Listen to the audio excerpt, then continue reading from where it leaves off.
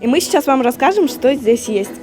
Это гречка, которую любит кушать русский народ. Бишкек шаарындагы номер 15 мектепте эл аралык эне тил күнү жыл сайын белгиленет. Ар улуттагы балдар улуттук тамак аштарын, өнөрлөрүн көрсөтүп, өз эне тилинде ырдап маданиятын даңазалоо салтка айланган. Келе жаткан майрамга карата бул иретте өзгөчө даярдык көрүшкөн.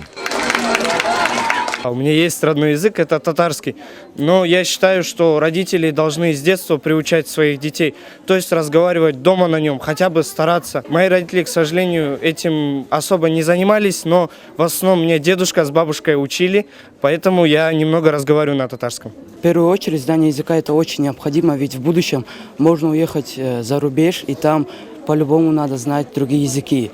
И в школе тут разные нации. У меня друзья тоже разных национальностей, и от них я набираюсь разных языков, то есть тоже учу, стараюсь знать этот язык. Друзья у меня, они со мной могут параллельно разговаривать и на русском, и на кыргызском, и я вот их понимаю. Биздин мектепте Кытай, Корея, Өзбек, Дунган, Казак, Орус улутунун, андыктан биздин кыргыз элинин дагы балдары окуп билим алышат. Ошол ар улуттагы элдердин маданиятын, үрп-адатын балдарга жайылтуу максатында, ошону даңазалоо максатында ушундай иш-чаралар жыл сайын өтүп турат. Кыргыз тили мамлекеттик, ал эми орус тили расмий тил катары баш мыйзамда белгиленгени башка тилдерде баарлашууга тыюу салынат дегенди билдирбейт.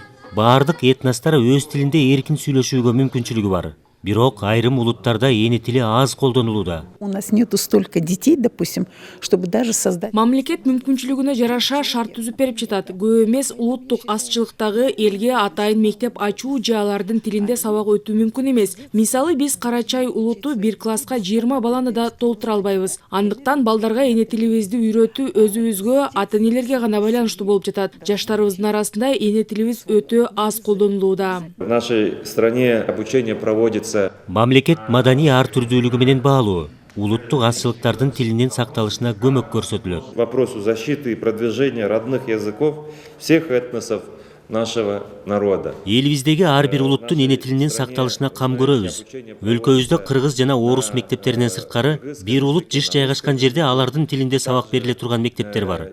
Мындай тажрыйба дагы кеңейтилет. Бардык этносторубуздун эне тилинин сакталып өнүгүшүнө атайын каражат да каралат. Быйыл айталы караса 9 мектеп салып беребиз атпайбы орус тилинде.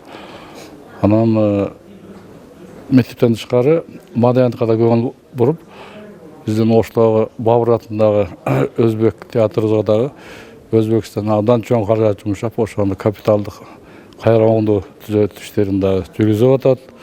Ушунун бардыгы биздин Кыргызстанда улуттар аралык ынтымак болсун деген ниетте ынтымакта ушул багытта иштер жүрүүдө.